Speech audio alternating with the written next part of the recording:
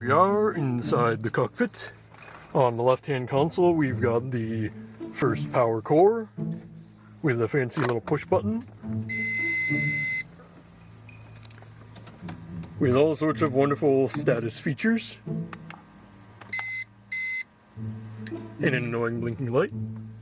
The power strip, which distributes the power to the optical system, which is on these rails. That way you can pull it into position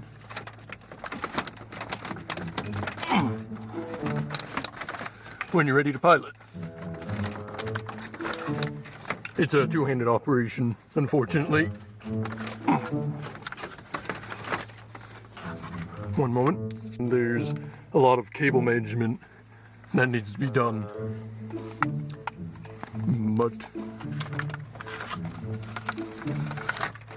can be moved according to where you need to position it, and I need to redo those mounting points.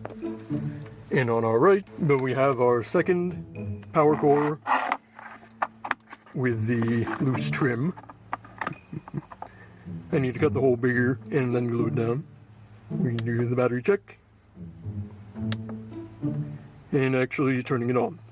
There's plenty of room to add extra switches and stuff. This console is currently secured in. There's all I have to do is slide this power core in.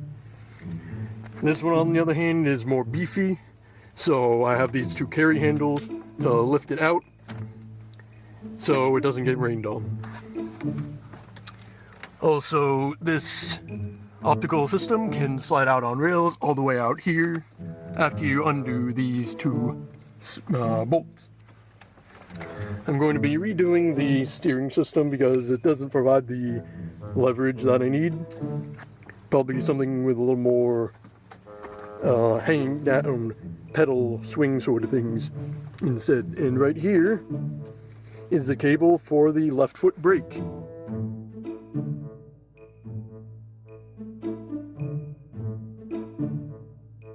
It's about to rain, so that's all for today. So see you next time.